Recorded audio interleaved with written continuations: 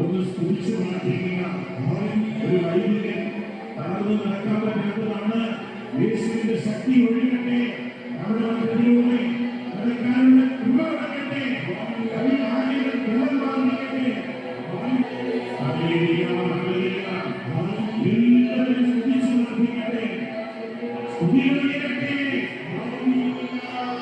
സ്തുതികളുടെ മുതലായിട്ടുള്ള യേശുവിലേക്ക് വിളിക്കാം.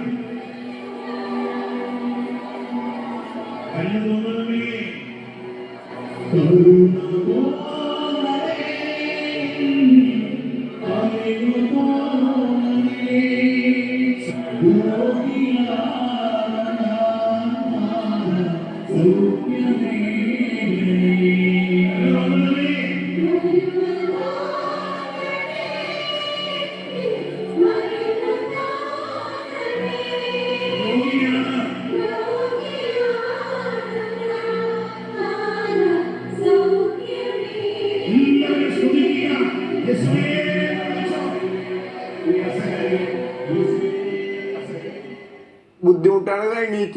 എണീറ്റ് കുറച്ച് നടന്നു കഴിഞ്ഞപ്പോൾ എനിക്കൊരു ആരാധനയിൽ പങ്കെടുത്തുകൊണ്ടിരിക്കുമ്പോൾ എനിക്കൊരു ഉത്തമ ബോധ്യം ലഭിച്ചു. ഈശോനെ തൊടും സുഖപ്പെടുത്തും. ആ ബോധ്യത്തിൽ ഞാൻ പ്രാർത്ഥിച്ചുകൊണ്ടിരുന്നു, ഈശോയോട് പ്രാർത്ഥിച്ചുകൊണ്ടിരുന്നു. അങ്ങനെ ഈശോ ഒരു ബലം തരുമെന്ന വിശ്വാസത്തിൽ ഞാൻ പ്രാർത്ഥിച്ചുകൊണ്ടിരുന്നു ആകുകയും ചെയ്തു. അതൊരിക്കലും ഭയങ്കര ധൈര്യമാണ്. ഈശോനെ തൊടും. എന്റെ ഒരു ഉറച്ച പ്രാർത്ഥന ഈ ഡിസംബർ 25 മുമ്പ് ഈശോനെ പൂർണ്ണമായും തൊട്ട് സുഖപ്പെടും. കാരണം ഡിസംബർ 27 ഞാൻ വൈദികനായിട്ട് 25 വർഷം പൂർത്തി. എന്റെ ജൂബിലി വർഷത്തിലാണ് ഞാനിപ്പോ ആയിരിക്കുന്നത്. ഡിസംബർ 27 എന്റെ ജൂബിലിയാണ്.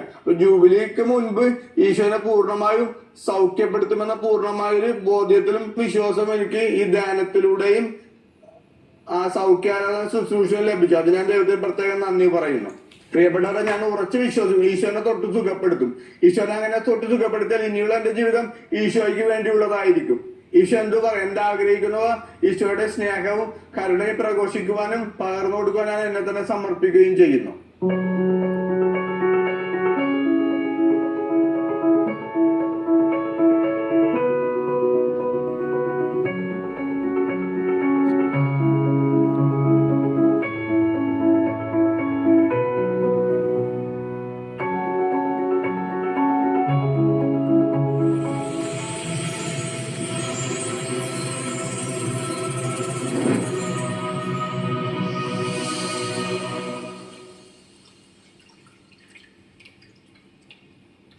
പ്രിയപ്പെട്ടവര്, കൊറോണ സമയത്ത് ഉണ്ടായ ഒരു അനുഭവം എന്റെ ജീവിതത്തിൽ എപ്പോഴും ഓർമ്മയുണ്ട്. കൊറോണ സമയത്ത് പള്ളികൾക്ക് അടഞ്ഞെടുക്കുന്ന സമയത്ത് ഞാൻ തൃപ്പൂണിത്തറ അമ്പലമുകൾ എന്നൊരു പള്ളിയിൽ വികാരിയായിട്ട് ഇരിക്കണമായിരുന്നു. അങ്ങനെ ഇരിക്കുമ്പോൾ കൊറോണ പള്ളിയൊക്കെ അടച്ചിടേണ്ടി വന്നു. അപ്പൊ അങ്ങനെ പള്ളിയൊക്കെ അടച്ചിട്ട് ഞാൻ എല്ലാ ദിവസവും രാത്രി ഓൺലൈനിൽ ദിവ്യബലി അർപ്പിക്കാൻ പോകും. എല്ലാ ദിവസവും രാത്രി. അപ്പൊ രാത്രി ദിവ്യബലി അർപ്പിക്കാൻ രണ്ട് കാരണം: ഒന്ന്, വിദേശങ്ങളിൽ ഇരിക്കണവർക്ക് സമയം ക്രമീകരിക്കാൻ വേണ്ടിയാണ് രാത്രി 1 മണിക്കും 2 മണിക്കൊക്കെയാണ് ദിവ്യബലി അർപ്പിച്ചിരിക്കുന്നത്. അപ്പൊ വിദേശത്തുള്ളവർക്കും ദിവ്യബലിയിൽ പങ്കെടുക്കാൻ വേണ്ടി അങ്ങനെ ദിവ്യബലി അർപ്പിച്ചിട്ടിരിക്കുമ്പോൾ ദിവ്യബലി കഴിഞ്ഞ് ഞാൻ ആൾക്കാരിലേക്ക് ഇങ്ങനെ ചുംബിക്കുന്ന സമയത്ത് എന്റെ പെട്ടെന്ന് ഒരു പ്രചോദനം ഉണ്ടായി. കൊറോണ ഇങ്ങനെ വ്യാപിച്ചുകൊണ്ടിരിക്കും. അപ്പൊ കൊറോണ ഒന്ന് ശമിക്കാൻ വേണ്ടി വിശുദ്ധ ഗ്രന്ഥം വായിക്കാനുള്ള ഒരു പ്രചോദനം ഉണ്ടായി.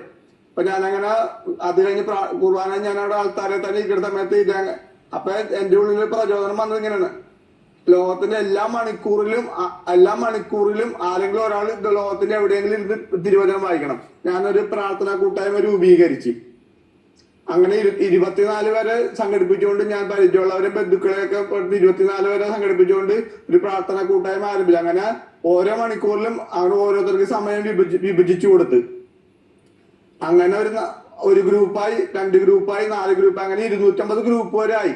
അങ്ങനെ ഇപ്പോഴും ഉണ്ട്. ലോകത്തിന്റെ പല ഭാഗങ്ങളെല്ലാം ഓരോ മണിക്കൂറിലും ലോകത്തിന്റെ പല ഭാഗത്തും ഓരോരുത്തർ ഇങ്ങനെ ബൈബിൾ വായിച്ചുകൊണ്ടിരിക്കണം. അതിലൂടെ ഒത്തിരിയേറെ അനുഗ്രഹങ്ങളും സൗഖ്യങ്ങളും ലഭിച്ചതായി അവർ എന്നോട് നേരിട്ടും ഓൺലൈനിൽ പറഞ്ഞിട്ടുണ്ട്. ഒത്തിരിയേറെ പേർക്ക് അത്ഭുതകരമായ സൗഖ്യവും അനുഗ്രഹവും ലഭിച്ചിട്ടുണ്ട്.